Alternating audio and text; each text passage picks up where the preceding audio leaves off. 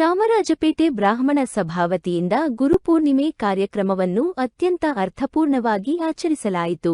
ಬಸವನಗುಡಿಯ ಸುಪ್ರಸಿದ್ಧ ದೊಡ್ಡಗಣಪತಿ ದೇವಸ್ಥಾನದಲ್ಲಿ ನಡೆದ ಕಾರ್ಯಕ್ರಮದಲ್ಲಿ ದೊಡ್ಡಗಣಪತಿ ದೇವಸ್ಥಾನದ ಪ್ರಧಾನ ಅರ್ಚಕರಾದ ವೇದಬ್ರಹ್ಮ ವೈ ಹರೀಶ್, ಪ್ರತ್ಯಂಗಿರ ದೇವಸ್ಥಾನದ ಸಂಸ್ಥಾಪಕ ಧರ್ಮದರ್ಶಿಗಳಾದ ವೇದಬ್ರಹ್ಮ ಶರತ್ ಪ್ರತಾಪ್, ವೇದಬ್ರಹ್ಮ ಎಚ್.ಎಸ್. ಶಂಕರ್ ಪ್ರಸಾದ್ ಅವರಿಗೆ ಗುರುವಂದನೆ ಸಲ್ಲಿಸಲಾಯಿತು.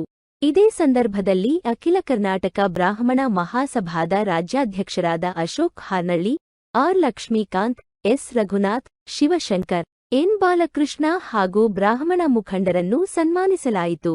ಚಾಮರಾಜಪೇಟೆ ಬ್ರಾಹ್ಮಣ ಸಭಾದ ಅಧ್ಯಕ್ಷ ಅಶ್ವಥ್ ನಾರಾಯಣ್, ಖಜಾಂಚಿ ಡಾ. ಕೆ.ವಿ. ರಾಮಚಂದ್ರ ಕಾರ್ಯಕ್ರಮವನ್ನು ಆಯೋಜನೆ ಮಾಡಿದ್ದರು.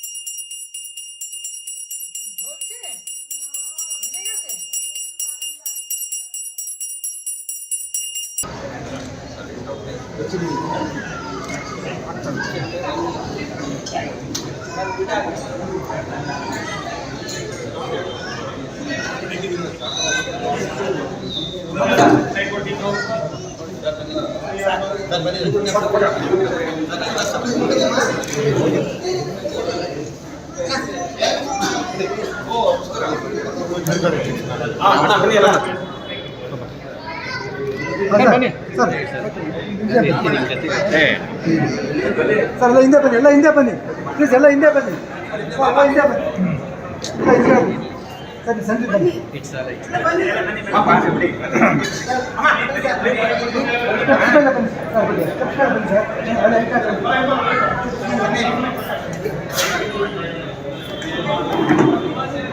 ಈ ಗಣಪತಿ ದೇವಸ್ಥಾನದಲ್ಲಿ ನಾವೆಲ್ಲ ಸೇರಿದ್ದೀವಿ. ಇವತ್ತಿನ ದಿನ ಈ ಚಾಮರಾಜಪೇಟೆಯ ನಮ್ಮ ವಿಪ್ರ ಬಂಧುಗಳೆಲ್ಲ ಸೇರಿ ಚಾಮರಾಜಪೇಟೆ ಬ್ರಾಹ್ಮಣ ಸಂಘವನ್ನು ಪ್ರಾರಂಭಿಸ್ತಾ ಇದ್ದಾರೆ.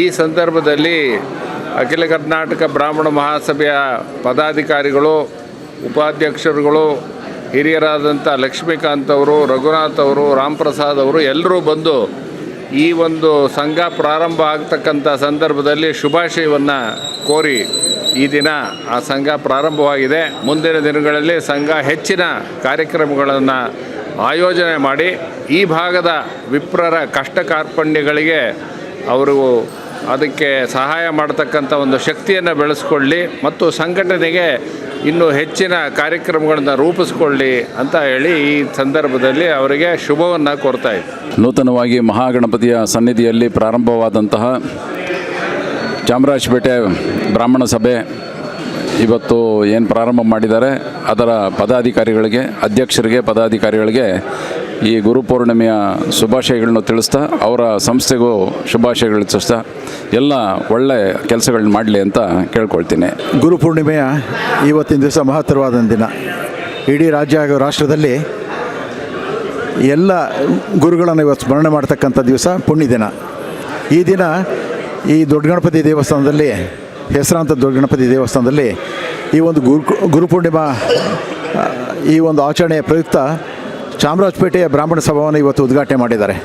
ಅದರ ಪ್ರಥಮ ಅಧ್ಯಕ್ಷರಾಗಿ ಗುಂಡಣ್ಣವರು, ಕಾರ್ಯದರ್ಶಿಗಳಾಗಿ ಕೆ. ಮೋಹನ್ ರವರು ಹಾಗೂ ಖಜಾಂಚಿಗಳಾಗಿ ರಾಮಚಂದ್ರರವರು, ಜಂಟಿ ಕಾರ್ಯದರ್ಶಿಗಳಾಗಿ ನಮ್ಮ ಶಶಿಕಲಾ ಅವರವರು ಹಾಗೂ ಈ ಕಮಿಟಿಯನ್ನು ಇವತ್ತು ದಿವಸ ಇಲ್ಲಿ ಉದ್ಘಾಟನೆಯನ್ನು ಮಾಡಿದೆ. ಈ ಸಂದರ್ಭದಲ್ಲಿ ನಮ್ಮ ಮಹಾಸಭಾದ ಅಧ್ಯಕ್ಷರಾದ ಅಶೋಕ್ ಹಾರ್ನಳ್ಳಿರವರು, ವಿಪ್ರ ಮುಖಂಡರು ಹಾಗೂ ವಿಪ್ರತ್ರಯಿ ಪರಿಷತ್ನ ಅಧ್ಯಕ್ಷರಾದ ಸನ್ಮಾನ್ಯ ರಘುನಾಥ್ರವರು ಹಾಗೂ ಅನೇಕ ಮುಖಂಡರು ಈ ಸಂದರ್ಭದಲ್ಲಿ ಇಲ್ಲಿ ಭಾಗವಹಿಸಿ ಈ ಒಂದು ಸಂಸ್ಥೆಗೆ ಶುಭವನ್ನು ಹಾರೈಸಿದ್ದಾರೆ. ಇಲ್ಲಿ ಚಾಮರಾಜಪೇಟೆಯಲ್ಲಿ ಇವತ್ತು ದಿವಸ ಬಹುಸಂಖ್ಯಾತ ಬ್ರಾಹ್ಮಣ ಸಮುದಾಯ ಇದೆ. ಅವರನ್ನೆಲ್ಲ ಒಗ್ಗೂಡಿಸಿ ಈ ಒಂದು ಸಂಘವನ್ನು ಅತ್ಯಂತ ಪ್ರತಿಷ್ಠಿತ ಸಂಸ್ಥೆಯನ್ನಾಗಿ, ಮಾದರಿ ಸಂಸ್ಥೆಯನ್ನಾಗಿ ಮಾಡತಕ್ಕಂಥ ಉದ್ದೇಶ ಹೊಂದಿರತಕ್ಕಂಥ ಈ ಒಂದು ಚಾಮರಾಜಪೇಟೆ ಬ್ರಾಹ್ಮಣ ಸಭಾ, ಅದರ ಉದ್ದೇಶ ಯಶಸ್ವಿಯಾಗಲಿ ಮತ್ತು ಬ್ರಾಹ್ಮಣರ ಸಂಘಟನೆ ಹೆಚ್ಚು ಪ್ರಬುದ್ಧಮಾನಕ್ಕೆ ಬರಲಿ ಅಂತ ಈ ಸಂದರ್ಭದಲ್ಲಿ ಶುಭವನ್ನು ಕೋರ್ತಾ ಈ ಪಬ್ಲಿಕ್ ಏನು ನಮ್ಮ ಪವರ್ ಈ ಚಾನಲ್ ಇದೆ, ಇದಕ್ಕೂ ಸಹ ನಾನು ಈ ಸಂದರ್ಭದ ಶುಭವನ್ನು ಹಾರೈಸ್ತಾ ಇದ್ದೀನಿ. ನಮಸ್ಕಾರ. ಮೊದಲು ನಾವೆಲ್ಲರೂ ಕೂಡ ಶಾಲೆಗೆ ಹೋಗ್ಬೇಕಾದ್ರೆ ಮನೆಯಲ್ಲಿ ಅಪ್ಪ ಅಮ್ಮ ನಮ್ಗೆ ಏನು ಹೇಳ್ಕೊಡ್ತಾರೆ? ಗುರು ಬ್ರಹ್ಮ, ಗುರು ವಿಷ್ಣು, ಗುರುದೇವೋ ಮಹೇಶ್ವರ, ಗುರು ಸಾಕ್ಷಾತ್ ಪರಬ್ರಹ್ಮ, ತಸ್ಮೈ ಶ್ರೀ ಗುರುವೇ ನಮಃ ಅಂತೇಳಿ. ಗುರುವೇ ಬ್ರಹ್ಮ ಅಂತ ಏನಂತ ಹೇಳಿದ್ರೆ, ನಾವು ನನಗೆ ಗೊತ್ತಿರೋ ಮಟ್ಟಿಗೆ ಈ ಮಕ್ಕಳಲ್ಲಿ ಸಾಧಾರಣ ಈಗ ಸನಾತನ ಧರ್ಮದಲ್ಲಿ ಯಾರೆಲ್ಲ ಇರ್ತಾರೆ ಈ ಮಂತ್ರ ಗೊತ್ತಿಲ್ಲದೆ ಇರೋ ವ್ಯಕ್ತಿಗಳೇ ಯಾರೂ ಇರಲಿಕ್ಕೆ ಸಾಧ್ಯ ಇಲ್ಲ. ಯಾಕೆಂದರೆ ಅಷ್ಟು ಗಣಪತಿ ಮಂತ್ರಗಳು ಇನ್ನೊಂದು ಹೇಳ್ತೀವೋ ಇಲ್ವೋ, ಗುರುವಿನ ಮಂತ್ರ ಮೊದಲು ಹೇಳ್ಕೊಟ್ಬಿಡ್ತಾರೆ. ಯಾಕೆಂದರೆ ಗುರುವನ್ನು ಪೂಜ್ಯ ಭಾವದಲ್ಲಿ ಕಾಣ್ತಕ್ಕಂಥ ಧರ್ಮ ಯಾವುದು ಅಂತ ಹೇಳಿದ್ರೆ ನಮ್ಮ ಧರ್ಮ ಬಿಟ್ಟರೆ ಸತ್ಯವಾಗಲೂ ಯಾವ ಧರ್ಮವೂ ಇಲ್ಲ. ಅಷ್ಟು ಪೂಜ್ಯನೀಯವಾಗಿರ್ತಕ್ಕಂಥ ವಿಷಯಗಳಲ್ಲಿ ಗುರುವಿನ ಒಂದು ಪಾತ್ರ ತುಂಬ ಅದ್ಭುತ, ಅನನ್ಯ. ಮತ್ತು ವಿಶೇಷ ಏನಂತ ಹೇಳಿದ್ರೆ, ಈ ಒಂದು ವ್ಯಾಸ ಪೌರ್ಣಮಿಯ ದಿವಸ, ಈ ಗುರು ಪೌರ್ಣಮಿಯ ದಿವಸ ಎಲ್ಲರಿಗೂ ಕೂಡ ನಮ್ಮ ಪ್ರತಿಯೊಬ್ಬರು ಜೀವನದಲ್ಲೂ ಒಬ್ಬರೊಬ್ಬರು ಮಾರ್ಗದರ್ಶಕರಂತ ಖಂಡಿತ ಇರ್ತಾರೆ. ಒಬ್ಬರಿಗೆ ಟೀಚರ್ಗಳಾಗಿರ್ತಾರೆ, ಒಬ್ಬರಿಗೆ ಅವರು ಪಾರ್ಟ್ನರ್ಗಳಾಗಿರ್ತಾರೆ, ಲೌಕಿಕ ಜೀವನದಲ್ಲೇ ಒಬ್ಬರು ಇರ್ತಾರೆ, ಆಧ್ಯಾತ್ಮಿಕ ಜೀವನದಲ್ಲಿ ಒಬ್ಬರು ಇರ್ತಾರೆ.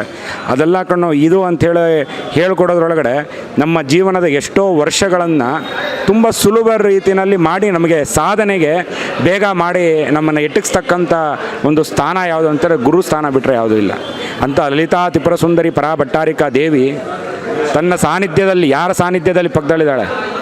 ಅವಳು ಗುರುವಿನ ಸಾನ್ನಿಧ್ಯದಲ್ಲಿ ಪಕ್ಕದಲ್ಲೇ ಇರ್ತಾಳೆ.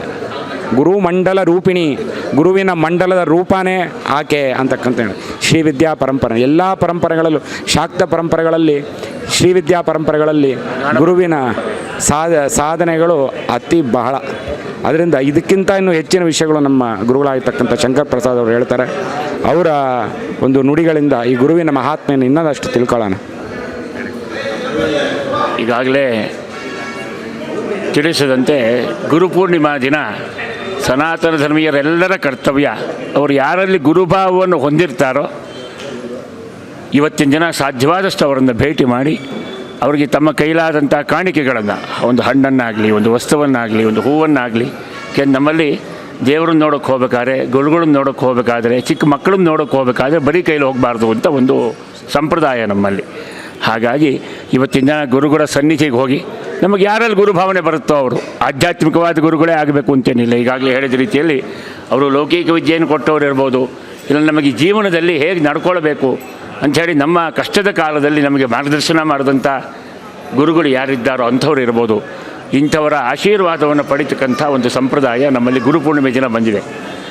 ಈ ಲೌಕಿಕ ಎಲ್ಲವನ್ನೂ ಕೂಡ ತ್ಯಾಗ ಮಾಡಿರ್ತಕ್ಕಂಥ ಸನ್ಯಾಸಿಗಳು ಕೂಡ ಇವತ್ತು ಅವರ ಗುರು ಪರಂಪರೆಯನ್ನು ವಿಶೇಷವಾಗಿ ಇವತ್ತಿನ ದಿನ ಅವರ ಪೂಜೆಯನ್ನೆಲ್ಲ ಕೂಡ ಮಾಡಿ ಚಾತುರ್ಮಾಸ ದೀಕ್ಷೆ. ಏಕೆಂದರೆ ಗುರುಗಳ ವಿದ್ಯೆ ಪಡೆದಾಗ ಗುರುಗಳು ಕೆಲವೆಲ್ಲ ಮಾತು ತೊಗೊಂಡಿರ್ತಾರೆ, ನೀವು ಈ ಕ್ಷೇತ್ರದಲ್ಲಿ ಈ ರೀತಿಯಾಗಿ ಸಾಧನೆ ಮಾಡಬೇಕು ಅಂಥೇಳಿ ಸರಿಯಾದ ಶಿಷ್ಯರನ್ನು ಹುಡುಕಿ ಅವರು ಉಪದೇಶ ಮಾಡಬೇಕಾದ್ರೆ ಎಲ್ಲ ಕೂಡ. ಅದಕ್ಕೆ ನಮ್ಮ ವೇದಗಳಲ್ಲೆಲ್ಲ ಹೇಳ್ತಾರೆ, ಇದಮ ಶಿಷ್ಯಾಯ ನದೇಯಂ ಅಂಥೇಳಿ. ಯಾರೇ ಕೆಟ್ಟ ಶಿಷ್ಯರಿಗೆ ಇದನ್ನು ಕೊಡಬಾರ್ದು ಅಂತಲೇ ನಮ್ಮಲ್ಲಿ ವಿದ್ಯೆಗಳು, ಜ್ಞಾನಗಳೆಲ್ಲ ಕೂಡ. ಅಂದರೆ ನಿಜವಾಗ್ಲೂ ಸಾಧನಾ ಮಾರ್ಗದಲ್ಲಿ ಯಾರು ಹೋಗ್ತಾರೆ, ಆ ಕೊಟ್ಟಂಥ ವಿದ್ಯೆಯನ್ನು, ಜ್ಞಾನವನ್ನು, ಉಪದೇಶವನ್ನು ಸರಿಯಾಗಿ ಯಾರು ಆಚರಣೆ ಮಾಡ್ತಾರೋ ಅಂಥವ್ರಿಗಷ್ಟೇ ಗುರುಗಳು ಕರೆದು ಮಾರ್ಗದರ್ಶನ ಮಾಡಬೇಕಾದ್ರೆಲ್ಲ ಕೂಡ. ಅದನ್ನು ಸಾರ್ಥಕಪಡಿಸ್ಕೊಳ್ಳೋದು ಹೇಗೆ? ನಾವು ವರ್ಷ ಪೂರ್ತಿ ಎಲ್ಲ ಬೇರೆ ಬೇರೆ ಲೌಕಿಕ ಚಟುವಟಿಕೆಗಳಲ್ಲಿ ನಾವು ನಿರತರಾಗಿದ್ದರೂ ಕೂಡ ಈ ಗುರುಪೂರ್ಣಿಮೆ ದಿನದಲ್ಲಿ ಪ್ರಾರಂಭ ಮಾಡಿ ಗುರುಗಳ ಸ್ಮರಣೆ ಮಾಡಿ ಈ 4 ಪಕ್ಷಗಳು ಚಾತುರ್ಮಾಸ್ಯ ಅಂತ ನಾವು ಹೇಳ್ತೇವೆ. ಇವತ್ತು ಹುಣ್ಣಿಮೆ ದಿನ, ಇವತ್ತು ಗುರು ಸ್ಮರಣೆಯನ್ನು ಮಾಡಿ ನಮಗೆ ಯಾರು ತಿಳಿದಿದ್ದಾರೋ, ಗುರುಭಾವನೆ ಯಾರಲ್ಲಿದೆಯೋ ಅವರ ಆಶೀರ್ವಾದವನ್ನು ಪಡೆದು ಇನ್ನು ಭಾದ್ರಪದ ಮಾಸದ ಹುಣ್ಣಿಮೆವರೆಗೂ ಗಣಪತಿ ಹಬ್ಬ ಹೇಗಿದ್ದು ಜೋರಾಗಿ ನಡೆಯುತ್ತೆ. ನಮ್ಮ ದೊಡ್ಡ ಗಣೇಶನ ದೇವಸ್ಥಾನದಲ್ಲಿ ವಿನಾಯಕೋತ್ಸವ ಅಂತೂ ಬಹಳ ವಿಜೃಂಭಣೆಯಿಂದ ಎಲ್ಲ ಕೂಡ ನಡೆಸ್ತೀರಿ ನೀವೆಲ್ಲ ಕೂಡ ಸೇರಿ. ಆ ಹುಣ್ಣಿಮೆವರೆಗೂ ಕೂಡ ವಿಶೇಷವಾಗಿ ಅನುಷ್ಠಾನವನ್ನು ಮಾಡ್ತಕ್ಕಂಥದ್ದು, ಗುರುಗಳು ಹೇಳಿದಂಥ ಮಾರ್ಗದಲ್ಲಿ ನಡೀತಕ್ಕಂಥದ್ದು ಮಾಡೋದಲ್ಲಿ ಆ ಭಗವಂತನ ಸಾನ್ನಿಧ್ಯ, ಆ ಮುಕ್ತಿ ಅಂತಕ್ಕಂಥದ್ದು ನಮಗಿನ್ನೂ ಹತ್ತಿರ ಆಗ್ತಾ ಬರ್ತದೆ. ಅಥವಾ ಲೌಕಿಕವಾಗಿ, ಸಾಮಾಜಿಕವಾಗಿ ನಮ್ಮ ದೇಶದ ಪ್ರಜೆಗಳಾಗಿ ನಾವಿನ್ನೂ ಉನ್ನತ ಸ್ಥಾನಕ್ಕೆ, ಇನ್ನೂ ಹೆಚ್ಚಿನ ಕರ್ತವ್ಯಗಳನ್ನು ಮಾಡೋದರ ಮೂಲಕ, ದೇಶಕ್ಕೆ ಒಳ್ಳೆಯದನ್ನು ಮಾಡೋದರ ಮೂಲಕ ಕೂಡ ನಾವು ಕಾರ್ಯಪ್ರವೃತ್ತರಾಗೋದಕ್ಕೆ ಬಹಳ ಒಳ್ಳೆಯ ಸಮಯ ಈ ಗುರುಪೂರ್ಣಿಮಾ.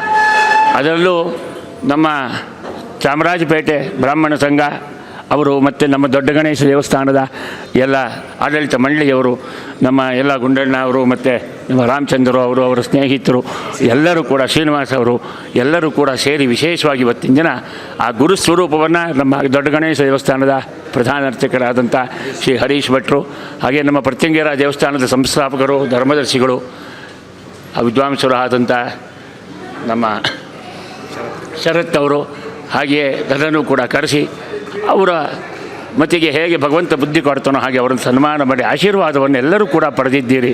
ಹಾಗೆ ನಿಮ್ಮ ಗುರುಗಳ ಆತ್ಮಗುರುಗಳ ಆಶೀರ್ವಾದವೂ ಕೂಡ ನಿಮಗೆಲ್ಲ ಕೂಡ ಸಂಪೂರ್ಣವಾಗಿ ಸಿಕ್ಕಿ ಜೀವನದಲ್ಲಿ ಆಧ್ಯಾತ್ಮಿಕವಾಗಿ ಆಗಲಿ ಲೌಕಿಕವಾಗಿ ಆಗಲಿ ನೀವು ಏನೇನು ಅಂದ್ಕೊಂಡಿದ್ದೀರೋ ಆ ಎಲ್ಲ ಕೆಲಸಗಳು ಕೂಡ ನಿಮಗೆ ಸಿದ್ಧಿಯಾಗಲಿ. ಆ ಗುರುವಿನ ಆಶೀರ್ವಾದ ಸದಾಕಾಲ ಎಲ್ಲರ ಮೇಲೂ ಕೂಡ ಇರಲಿ ಅಂಥೇಳಿ ಎಲ್ಲರೂ ಕೂಡ ವಿಶೇಷವಾಗಿ ಜನಗಳಿಗೆಲ್ಲರೂ ಕೂಡ ಈ ಗುರುಪೂರ್ಣಿಮೆಯ ಶುಭಾಶಯಗಳನ್ನು ಈ ಮೂಲಕವಾಗಿ ತಿಳಿಸ್ತಾ ಇದ್ದೇವೆ. ಹರಿ ಓಂ ತತ್ಸತ್.